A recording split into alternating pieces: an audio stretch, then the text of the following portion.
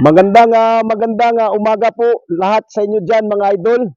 Ako po si Paul Pizzo ng Hapan Sons Game Farm from Surigao City, Surigao del Norte, Caraga Region. Yan po ang location po natin mga idol. Good morning to all of you. Nakarating na po sa atin yung manok from UNT Game Farm. Yan. Kay Sir Mike. Sir Mike, maraming salamat po sa broadstags. Talagang perfect na perfect po sa akin. Yung super gray mo. Okay? Maraming salamat po talaga. Idol Sir Mike from UNT Game Farm. Yan, from Cebu City. May farm din siya sa Bacolod. Dalawang farm po niya. Pero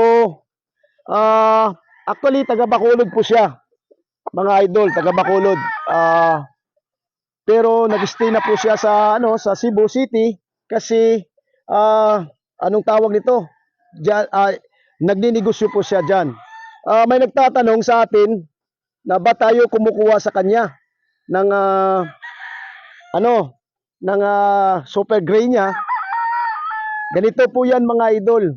Yung blend ng high caliber gray ko saka yung blending ng super gray niya, halos magkaparehas po kami. So may kunting lang. So tapos marami pong kumukuha sa kanya na mga magaling na mga breeder, mga big time breeder. Kagaya yan kay EEG, yung mga taga Bacolod na na kumukuha sa kanya. So hindi na po ako magsasalita kung sino pang kukuha sa kanya. Kung magtatanong kayo, doon po kayo magtatanong sa kay Sir UNTTV, kay Sir Mike. Yan, from Cebu. Mga idol. So, maraming salamat po, sir. Ito po ay ipapares ko ngayong late born sa umpisa po tayo ng pag-breeding is February 10. Yan. Sa high caliber gray ko, pang materialis po. Yan, mga idol. So, hindi pa tayo muna tatanggap ng reservation kasi mga idol, ganito po 'yan. Tapusin muna natin yung meeting para bigyan ko kayo kaagad ng details para at least malalaman nyo kaagad na yung tanong nyo, isang tanong lang, isang sagot ko lang para maintindihan nyo kaagad sa yung mag-aabil po ng hulugan system sa atin this coming late born edition. So yun po mga idol. Thank you Sir Mike ng UNTTV. Napakagwapo ang manok na ibinibigay mo sa atin, yung broodstag. Kagaya sa amo at saka kagaya ito sa nag-ahawak, di ba? Joke lang mga idol. Okay? Sir, thank you very big sa super gray mo. Ang ganda ng tail niya, yung buntot niya, ganda. Super guwapo, Red Bull.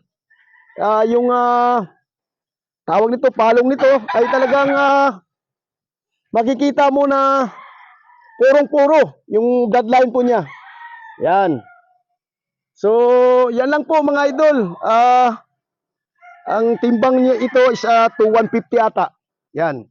So, okay na. Para at least yung mga anak nila, high station din.